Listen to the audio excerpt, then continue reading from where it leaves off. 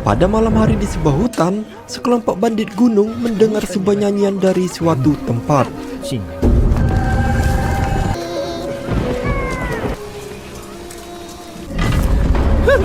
Setelah mengikuti suara nyanyian itu, mereka tiba di sebuah toko di mana mereka disuguhkan dengan seorang gadis bening-bening bernama Lian Lian. 大爷，小娘子，你莫跑。你喜欢我哪儿啊？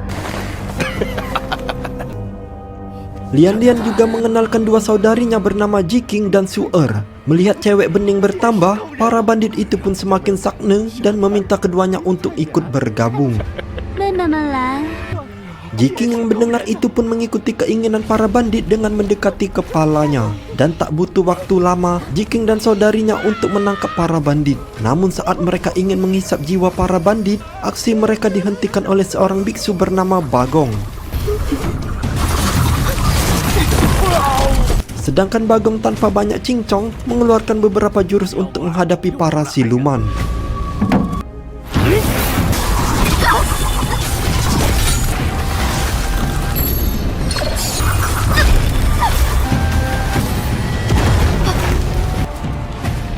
Jurus-jurus itu terbukti efektif hingga membuat Su'er dan Jiking kesulitan. Sedangkan Lian Lian yang melihat kedua saudarinya terdesak segera ikut join dalam pertempuran dengan berubah menjadi seekor ular raksasa.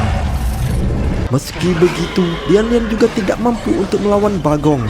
Dan oleh sebab itu, Lian Lian beserta kedua saudarinya memutuskan untuk kabur.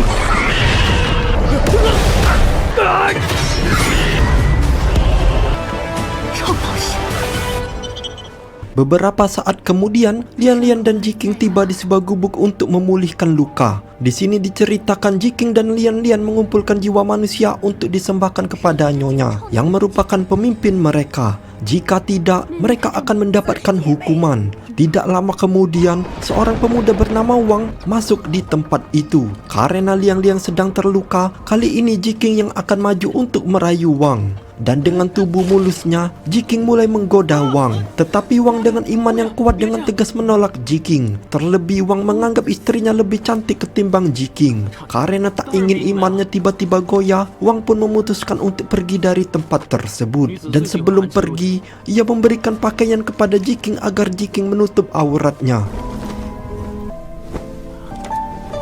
女子最忌讳寒气入体。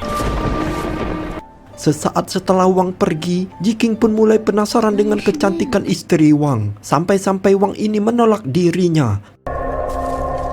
Sementara itu, Wang yang tiba di hutan melihat iring-iringan pengantin wanita. Dan saat ia mendekati iring-iringan tersebut, Wang dikejutkan dengan kemunculan Jiking yang meminta pertanggungjawaban saat berada di gubuk. Sedangkan Wang yang tidak mengerti maksudnya memutuskan untuk kabur. Namun Jiking terus meneriaki Wang dan mengancam akan bundir jika Wang tidak membawanya ke rumah. Karena Wang orangnya tak tegaan, akhirnya Wang pun membawa Jiking ke rumah. 娘子， Namun sebelum itu, Wang harus meminta izin kepada istrinya yang merupakan seorang jenderal kota yang bernama Zhou. Meski terlihat takut, Wang memberanikan diri dengan mengatakan saat ia mencari obat di gunung, ia melihat seorang gadis yang sedang diganggu oleh para bandit.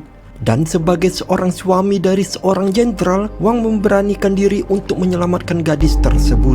Namun saat Jiking menunjukkan dirinya, botol pencari siluman bereaksi dengan kehadiran Jiking. Sedangkan Su yang mengetahui hal itu pun belum sadar kalau Jiking ini siluman. Karena ia sendiri mendapatkan laporan ada siluman yang merasuki salah satu warga.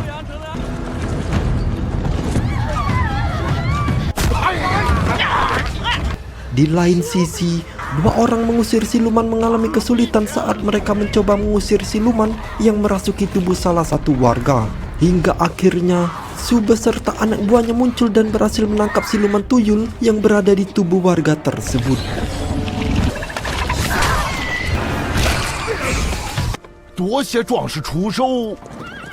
Di malam harinya, Wang melakukan sebuah ritual sebagai aturan keluarga yang mewajibkan Wang dan Su melakukan kegiatan ranjang tiap hari. Di tempat lain, ketika Jiking kembali ke tempat Lian Lian menanyakan alasan Jiking belum mengambil roh milik Wang. Sedangkan Jiking pun menjelaskan bahwa ia merasa bahwa Wang berbeda dengan pria lainnya. Wang memiliki hati yang setia kepada istrinya. Karena Jiking mulai terlibat perasaan, Lian Lian pun memperingati Jiking mengenai nyonya yang akan memberikan hukuman kepada Jiking jika ia mengetahui hal tersebut. Meski begitu, Lian Lian yang tak pernah merasakan cinta tetap mendukung Jiking asalkan Su-er tidak mengetahui hal itu. 这世间的情啊， Sementara itu, Su-er yang merupakan siluman laba-laba sedang mencari mangsa di tengah kota. Tak lama ia pun bertemu dengan sekelompok preman yang mencoba memperkaos seorang wanita. Melihat hal itu, Su-er pun mulai menjalani aksinya. Dan tak butuh waktu lama, Su-er mulai menyerap jiwa para preman tersebut. Namun sebelum Su-er menyelesaikan penyerapan jiwa, dua orang pengusir siluman sebelumnya muncul untuk menangkap Su-er, disusul oleh Bagong yang juga mendeteksi kehadiran siluman. Sedangkan Su-er yang mengetahui tidak mampu melawan Bagong segera pergi dari tempat tersebut. Beberapa saat kemudian, Su-er dan Lian Lian menghadap nyonya untuk mempersembahkan jiwa manusia. Dan untuk menghindari kecurigaan karena Jiking tidak hadir, Lian Lian beralasan bahwa Jiking sedang mencari roh manusia. Tetapi Su-er mulai curiga mengenai Jiking yang tidak mengumpulkan jiwa manusia. Sebagai bentuk peringatan, si nyonya memerintahkan Su-er untuk segera mengumpulkan 72 jiwa manusia sebelum musim gugur berakhir. Jika tidak, maka si nyonya tidak akan terus melindungi Jiking. 启龙明白。 Di keesokan paginya, berita mengenai tewasnya beberapa preman membuat Su meningkatkan penjagaan di kota. Di malam harinya lagi, ketika Wang sedang bersantai, Jiking muncul untuk kembali menggoda Wang. Tetapi Wang tetap pada pendiriannya untuk menolak Jiking hingga akhirnya Su tiba-tiba sudah berada di depan pintu. Dan karena tak ingin menjadi kesalahpahaman, Wang pun menyembunyikan Su-er di dalam bak mandi bersama dirinya.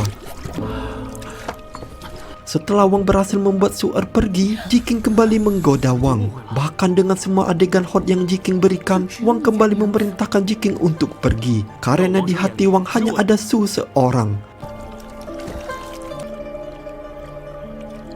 Di keesokan paginya, Jiking tidak menyerah dan mengantarkan sebuah kue.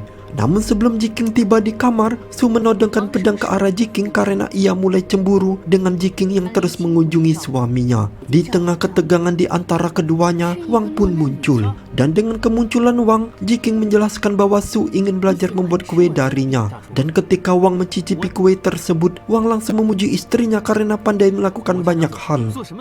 Mendengar jawaban yang memuaskan dari Wang, Su pun segera pergi dari tempat tersebut. Namun tidak dengan Jiking. Melihat Wang yang begitu setia kepada Su, membuat Jiking semakin ingin memiliki Wang. Di tempat lain, Bagong mulai merasakan aura siluman kuat dari arah gunung. Sementara itu, kedua pengusir siluman yang belum mendapatkan uang mencoba mencari siluman di tengah gunung. Tetapi mereka berdua malah ditangkap oleh siluman. Di malam harinya, ketika Su ingin pergi ke kamar Jiking, ia dikejutkan dengan perubahan Jiking yang menyeramkan. Karena hal itu, membuat Su berpikir bahwa Jiking lah yang mengacau di tengah kota. Namun Jiking tak gentar menghadapi Su yang membuat keduanya kembali bersih tegang. Kemudian Jiking menegaskan bahwa ia ingin menjadi Su yang bisa memiliki Wang. Karena hal itu, Jiking memanfaatkan keadaan tersebut untuk bertukar tubuh dengan Su. Tak sampai di situ, Jiking menuduh Su yang sudah bertukar tubuh sebagai seorang siluman dan memanggil semua prajurit untuk menyerangnya. Ditambah dengan botol pencari siluman yang bereaksi membuat Su semakin terdesak. Meskipun begitu, Su tetap memberikan perlawanan dan berhasil memukul mundur semua pasukan. Dan ketika Su ingin menyerang Jiking, tiba-tiba Wang muncul untuk menahan serangan itu. Wang tidak bisa mengenali Su yang telah bertukar tubuh. Dan di saat itu juga, Bagong pun muncul setelah mendeteksi adanya siluman. Dengan jurus yang dikeluarkannya, Bagong berhasil mengurus Su di sebuah gulungan raksasa. Sementara Su yang terjebak di dalam gulungan mulai terjerat dengan simbol-simbol. Hingga akhirnya, Su pun berhasil dikurung di sebuah lukisan. Mengetahui Su sudah tak berdaya, Jiking pun meminta lukisan tersebut untuk disimpan di kamarnya.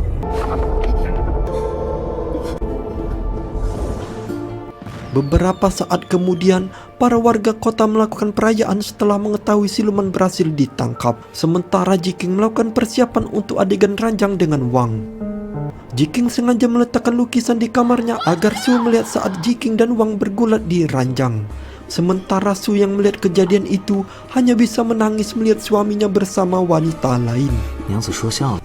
Sementara itu, batas waktu yang diberikan Nyonya untuk mengumpulkan jiwa manusia telah habis. Oleh sebab itu, Lian-Lian yang gagal membujuk Jiking untuk menyerang jiwa manusia mendapatkan hukuman berupa dikurung di dunia kegelapan. Begitu juga dengan pengusir siluman yang sempat ditangkap oleh si Nyonya. Sedangkan Su-er mendapat tugas menggantikan Lian-Lian untuk menjemput Jiking.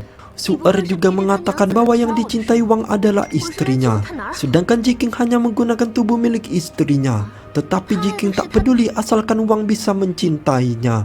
Jiking bisa menjadi siapa saja. Karena tak ingin ikut dihukum oleh Nyonya akibat tingkah Jiking, Su-er pun berinisiatif untuk mengambil jiwa Wang. Tentu saja Jiking tidak tinggal diam, yang membuat keduanya terlibat pertarungan. Sementara itu, Wang yang mendengar suara keributan segera keluar dari dalam kamar. Dan seketika pertarungan pun langsung dihentikan. Kemudian Jiking menjelaskan bahwa Su-er adalah adiknya. Sedangkan Wang sempat bingung karena setahu Wang istrinya tidak mempunyai adik perempuan. Sementara Su-er melihat Jiking mulai panik, mencoba membantunya dengan meyakinkan bahwa ia benar-benar adik dari istrinya.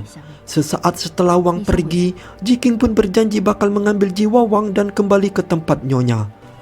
Di keesokan paginya, Wang segera menemui Bagong setelah merasakan istrinya berubah.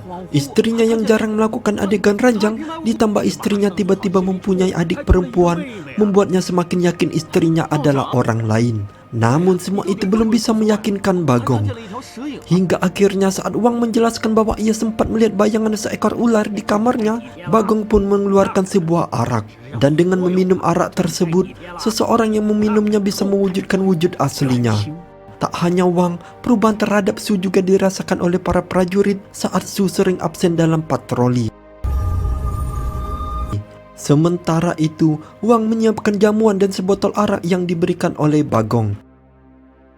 Di saat yang sama, fenomena aneh muncul di tengah kota yang membuat Jiking mulai cemas. Untuk itu, Wang pun minta izin keluar dengan beralasan bibinya meninggal dan meminta Wang untuk menemaninya melayat.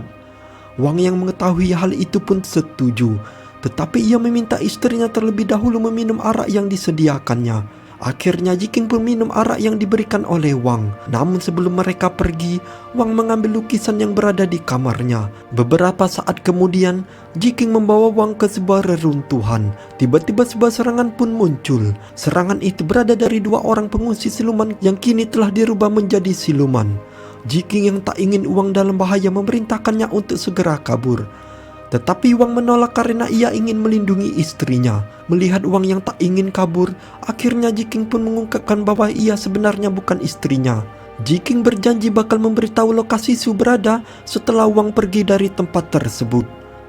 Namun di tengah mereka berdongeng, sebuah serangan kembali dilancarkan yang membuat Wang kehilangan lukisannya. Dan saat Wang ingin merebut kembali lukisan itu, salah satu pengusir siluman menghentikannya. Sementara itu, Jiking yang berhadapan dengan salah satu pengusir siluman berhasil menyegelnya. Dan untuk menyelamatkan Wang, Jiking mendorong pengusir siluman yang tersisa hingga mereka berdua masuk ke dalam lukisan.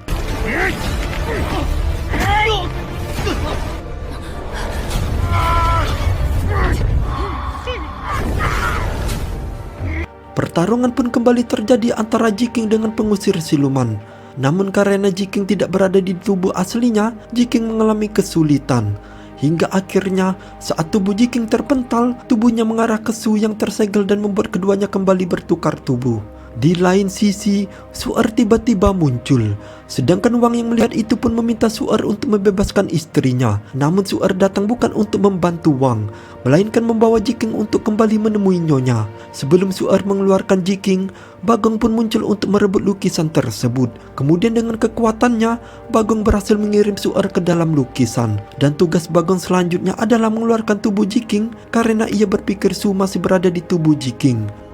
Dan setelah Jiking berhasil dikeluarkan dari dalam lukisan, Bagong segera membakar lukisan tersebut untuk mencegah para siluman bebas. Sementara itu, setelah Wang kembali sadar, ia segera memeluk Jiking karena Wang menganggap Jiking adalah istrinya. Melihat Wang yang begitu mencintai istrinya, Jiking pun tak tega untuk terus berbohong. Hingga akhirnya ia mengatakan bahwa Su masih terperangkap dalam lukisan. Dan karena hal itu, sekarang terjebak di dalam dunia kegelapan. Seketika perasaan Wang pun langsung campur aduk antara rasa bersalah dan rasa sedih. Wang merasa menyesal karena tidak bisa mengenali istrinya dari awal. Melihat Wang yang sangat terpukul setelah kehilangan istrinya, Jiking pun menawarkan diri untuk berubah menjadi Su. Namun berkat perkataan Jiking, Wang pun semakin marah. Wang hanya ingin Su. Bahkan jika Jiking berubah menjadi Su, kehadirannya tidak dapat menggantikan istrinya. Mendengar hal itu, Jiking tidak mengerti kenapa Wang menolak dirinya saat Jiking bisa berubah menjadi Su. Sedangkan Wang menjelaskan bahwa Jiking yang tak mengerti perasaan cinta tidak akan bisa mengalami apa yang Wang rasakan. Wang juga menganggap pertemuannya dengan Jiking merupakan sebuah musibah yang memecah belah keluarganya.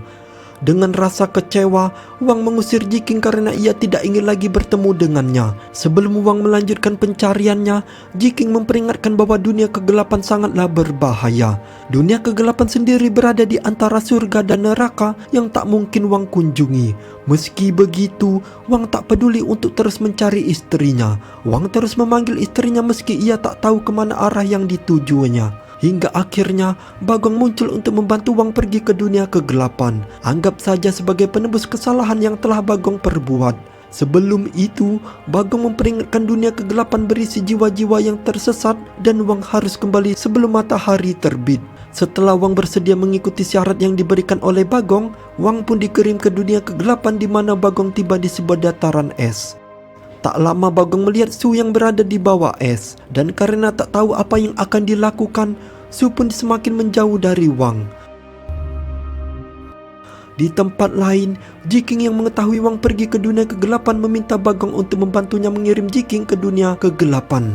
Jiking sadar bahwa semua kejadian tersebut berawal darinya, dan juga Jiking tidak melawan takdir karena manusia dan siluman tak bisa bersatu. Melihat penyesalan Jiking, akhirnya Bagong pun setuju untuk membantunya. Sesaat setelah Jiking masuk ke dunia kegelapan, ia melemparkan Wang ke sebuah cermin dan tiba di sebuah labirin. Di sana Wang akhirnya bertemu dengan Su disusul dengan Jiking yang juga tiba di tempat tersebut. Sementara itu, Pak Bagong yang berada di luar mendeteksi bahwa Wang berada dalam bahaya.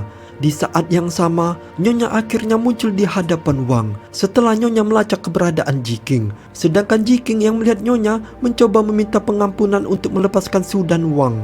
Karena bagaimanapun juga, semua kejadian ini berawal darinya. Namun si Nyonya sudah tak peduli dengan Jiking karena ia lebih memilih mengambil jiwa Wang dan Su. Dan karena tak ada kata damai, akhirnya pertarungan pun dimulai.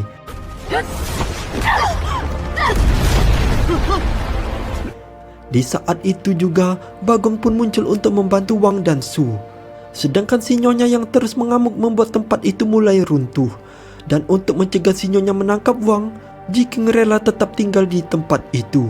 Sebelum Wang pergi, ia hanya mengucapkan terima kasih karena telah mengajarkan perasaan cinta. Meski cinta tak bisa dimiliki asalkan bahagia, Jiking pun rela mengorbankan nyawanya dan film pun bersambung.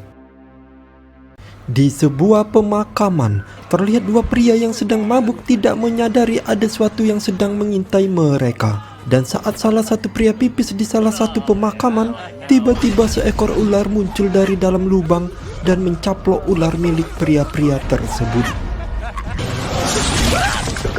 Beberapa saat kemudian, seorang pria bernama Linan ditemani salah satu penduduk bernama Bagong tiba di pemakaman. Di tengah suasana mencekam, Bagong dikejutkan dengan sosok mayat yang membuatnya semakin panik bahagia. Dan saat Bagong mencoba pergi dari tempat tersebut, ia bertemu dengan seorang wanita cantik bernama Mai. 姑娘莫要害怕， Tetapi Mai terlihat ketakutan dengan kemunculan Bagong yang mendadak. Sedangkan Linan yang melihat Mai ketakutan mencoba menenangkannya dengan memperkenalkan dirinya sebagai seorang penjahit mayat. Mengetahui hal itu, Mai pun meminta bantuan Linan untuk menjahit mayat adiknya yang berada di rumahnya. 小文姑娘， Beberapa saat kemudian, Linan dan Bagong tiba di sebuah rumah tua. Di sana Mai meminta Linan untuk menyambungkan kepala adiknya yang terputus. Anehnya, wajah Mai dan adiknya terlihat begitu mirip. Meski demikian, Linan tetap menjalankan tugasnya. Tetapi sesaat setelah menyelesaikan jahitannya, tiba-tiba sebuah angin kencang muncul yang membuat perhatian Bagong dan Linan teralihkan. Dan saat mereka kembali melihat ke arah mayat, mayat itu sudah tidak berada di tempatnya. Tiba-tiba Mai dengan tubuh tanpa kepala muncul di belakang Bagong. Melihat hal itu, sontak membuat Linan dan Bagong segera bersembunyi. Tetapi naas Bagong yang sedang bersembunyi harus menjadi korban dari siluman ular.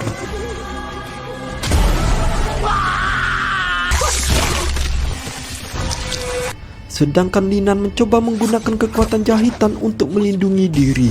Sayangnya semua itu tidak berarti di depan Mai. Tetapi Mai tidak membunuh Linan karena ia mempunyai rencana lain dengan menghapus ingatan Linan di tempat tersebut. Di keesokan paginya, Linan terbangun di sebuah kedai. Dengan keadaan linglung, Linan harus membayar Amer yang tidak ia pesan. Mengetahui Linan tidak sanggup membayar, pemilik kedai menawarkan pembayaran lain yaitu dengan tubuh Linan. Akhirnya pergulatan dimulai antara pemilik kedai dan Linan. Setelah pergulatan dengan pemilik kedai, Linan kembali ke rumahnya dan melihat seorang wanita yang sedang mendongeng dengan istrinya. Rupa-rupanya wanita itu adalah Mai. Linan yang sudah lupa pertemuan dengan Mai mengizinkannya untuk tinggal. 多谢夫人。哎呀，提什么钱呢？Di sisi lain, wali kota sedang menghadapi kesulitan karena kasus hilangnya beberapa orang. Meski beberapa prajurit melakukan penyelidikan, wali kota belum menemukan petunjuk apapun. Di malam harinya, Mai kembali mencari mangsa. Kali ini korbannya adalah pemilik kedai. Dan saat Mai kembali ke rumah Linan, ia melihat Linan yang sedang berlatih menjahit. Karena hal itu, Mai kembali merasakan jahitan di tubuhnya. Di keesokan paginya, seorang pemburu siluman mengunjungi kedai untuk sarapan. Namun di tempat tersebut, pemburu siluman mencium bau ular. Di malam harinya lagi, pemburu siluman tiba di pemakaman. Setelah mengikuti jejak dari kedai dan saat ia sedang linglung, tiba-tiba Mai muncul. Pertarungan singkat pun dimulai antara pemburu siluman dengan Mai. Dalam pertarungan ini, Mai mengalami luka dan memutuskan untuk kembali ke rumah Linan. Setelah tiba di rumah Linan, Mai bertemu lagi dengan istri Linan. Awalnya Mai ingin memangsa istri Linan untuk menyembuhkan lukanya. Namun setelah mengetahui bahwa keluarga mereka renggang akibat istri Linan tidak bisa mempunyai anak, Mai pun mengubah rencananya. Kemudian Mai menawarkan obat kesuburan yang diwariskan dari orang tuanya. Akhirnya istri Linan pun setuju tanpa mengetahui niat jahat Mai. Di keesokan paginya, istri Linan kembali mengunjungi Mai. Setelah membuat istri Linan tidur, Mai mulai menyuntikkan benih ular ke tubuh istri Linan. Beberapa saat kemudian, istri Linan kembali sadar dan merasa bugar. Melihat hal ini, Mai memberitahukan bahwa pengobatannya belum usai. Istri Linan diminta kembali ke tempatnya agar obat yang ia berikan maksimal. 吃点苦不算什么。 Di malam harinya, beberapa penjaga mulai mencurigai Mai karena semenjak kemunculannya, beberapa orang mulai menghilang termasuk pemilik kedai. Oleh sebab itu, kedua prajurit tersebut mengikuti Mai hingga tiba di rumah Linan. Sementara itu, Mai yang tiba di kamar istri Linan kembali menanamkan bibit ular kepadanya. Sedangkan kedua penjaga yang mengikuti Mai mulai mengintip ke dalam kamar. Dan setelah melihat kejadian di dalam kamar, kedua prajurit tersebut dibuat pingsan karenanya. Setelah istri Linan bangun, Mai memberikan sebuah obat untuk digunakan istri Linan. Sedangkan untuk kedua penjaga sebelumnya sudah menjadi santapannya. Beberapa saat kemudian, istri Linan mulai berdandan dan menuangkan obat pemberian Mai ke sebotol minuman. Tak lama, Linan pun tiba dengan memberikan sebuah jepit rambut sebagai hadiah.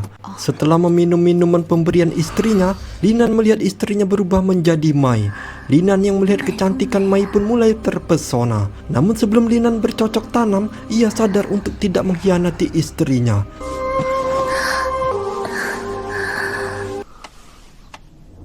Sementara Mai terus mencari mangsa di tengah kota. Setelah kejadian itu, istri Linan merasa suaminya sudah bosan. Setelah penolakan Linan, awalnya istri Linan ingin bunuh diri menggunakan jepit rambut pemberian Linan. Namun melihat jepit rambut tersebut, istri Linan pun ingin memperbaiki hubungannya dengan cara curhat dengan Mai. Sesaat kemudian, istri Linan tiba di kamar Mai. Namun karena tidak mendapat jawaban, istri Linan pun masuk kamar tersebut. Sesaat setelah memasuki kamar, istri Linan melihat lemari yang terbuka. Namun saat ingin menutupnya, istri Linan dikejutkan dengan dua sosok mayat di sana. Tiba-tiba Mai muncul yang membuat istri Linan mulai panik. Melihat hal ini, Mai berniat memberikan sebuah selimut dari dalam lemari. Dan saat Mai membuka lemari itu, mayat yang ia lihat sudah menghilang. Di tengah rasa kebingungan, akhirnya istri Linan pun pergi dari kamar Mai. Di keesokan paginya, saat Linan mencoba menjelaskan situasi semalam, istri Linan tiba-tiba pergi dengan mengatakan akan mengusir Mai. Karena hal itu, hubungan di antara keduanya pun semakin sulit. Di tempat lain, kabar mengenai penduduk terus hilang sampai ke telinga wali kota. Ditambah pemilik kedai yang ternyata sepupunya juga ikut hilang. Sementara itu, Mai tiba-tiba menemui Linan dan ingin menjadi istri kedua Linan. Meski Linan menolak tawaran tersebut karena istrinya, Linan masih kepikiran hubungan dengan istrinya. Untuk menenangkan pikirannya, Linan pun jalan-jalan ke kota. Di sana ia bertemu dengan pemburu siluman sebelumnya yang mencium bau ular dari tubuh Linan. Namun Linan menganggap pemburu siluman tersebut hanya orang gila. Ketika Linan kembali ke rumahnya, beberapa penjaga sudah berada di depan pintu atas perintah wali kota setelah dua penjaganya tidak terlihat di rumah Linan. Ketika para penjaga menggeledah rumah Linan, istri Linan kembali melihat mayat di dalam lemari. Namun saat ia akan memberitahukan hal tersebut, Mai tiba-tiba muncul dan bersedia ditangkap untuk memberikan kesaksiannya. Beberapa saat kemudian, dibawalah Mai ke tempat wali kota untuk disidang. Di sana Mai memberikan kesaksian bahwa istri Linan merupakan seorang siluman dan berencana membunuh wali kota. Namun Mai mempunyai rencana untuk menangani siluman tersebut. Sementara itu, istri Linan memberitahukan bahwa Mai yang melakukan pembunuhan tersebut. Untuk membuktikan perkataannya, istri Linan menunjukkan isi dalam lemari. Tetapi saat ia membukanya, lemari itu hanya berisi pakaian. Melihat kelakuan istrinya, Linan pun merasa kecewa. Kemudian Linan kembali ke penjara di mana Mai sedang ditahan. Sesaat setelah Linan pergi, benih ular di tubuhnya mulai bangkit. Di sisi lain, Linan yang tiba di penjara mencoba membujuk Mai untuk berbaikan dengan istrinya. Linan pun menganggap semua itu hanyalah kesalahpahaman. Namun, Mai menolak karena ia melihat sendiri istri Linan merupakan seorang siluman. Di malam harinya, para penjaga kembali datang ke rumah Linan. Para penjaga mulai menaburkan bubuk garam ke rumah Linan sesuai rencana yang diberikan oleh Mai. Bubuk tersebut mengenai istri Linan dan seketika istri Linan pun mulai berubah menjadi seperti ular. Melihat hal ini, para penjaga kembali menaburkan bubuk garam ke istri Linan. Sedangkan Linan masih tidak percaya bahwa istrinya adalah sosok siluman. Kemudian Linan mulai mendekati istrinya dan tiba-tiba Linan menikam istrinya menggunakan jepit rambut pemberiannya. Linan berpikir bahwa siluman yang ada di hadapannya telah menculik istrinya. Namun, istri Linan mencoba meyakinkan Linan bahwa ia bukanlah siluman. Mendengar hal itu, Linan pun semakin marah dan menebas istrinya dengan sebuah pedang. Sedangkan para penjaga juga ikut menebas istri Linan dengan sangat brutal. Dengan perasaan campur aduk, Linan hanya bisa melihat kejadian itu. Sementara meski istri Linan sempat ditebas dengan brutal, namun ia bisa bertahan dan berhasil melarikan diri. Setelah terbuktinya istri Linan seorang siluman, wali kota kembali mengunjungi penjara untuk membebaskan Mai. Kemudian wali kota juga meminta saran untuk menangkap istri Linan. Akhirnya Mai pun memberi saran untuk memancing siluman dengan darah babi dan amer. Sementara itu, di tengah rasa frustasinya, Linan terbayang-bayang dengan sosok istrinya. Akhirnya, Linan sadar tak peduli istrinya siluman ataupun manusia, Linan tetap mencintainya.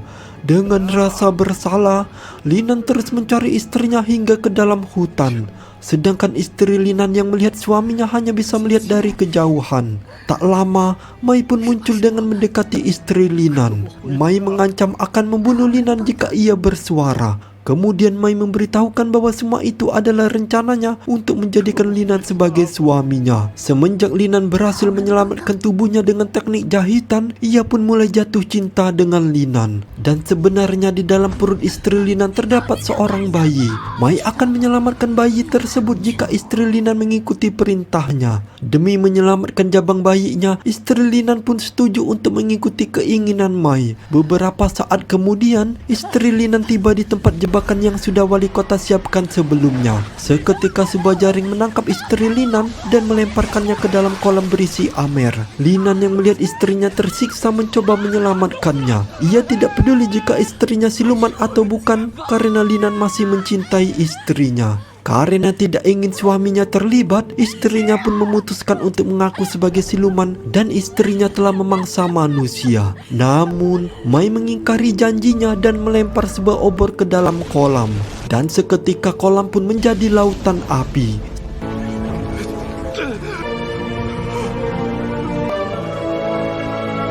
Sedangkan istri Linan pun akhirnya tewas. Setelah api padam, para penjaga mengangkat mayat istri Linan dari dalam kolam dan menemukan jabang bayi manusia yang sudah tewas. Sambil memegang jabang bayi tersebut, Linan pun akhirnya sadar bahwa istrinya bukanlah siluman. Dengan rasa sedih dan bersalah, Linan hanya bisa menangisi kepergian istrinya.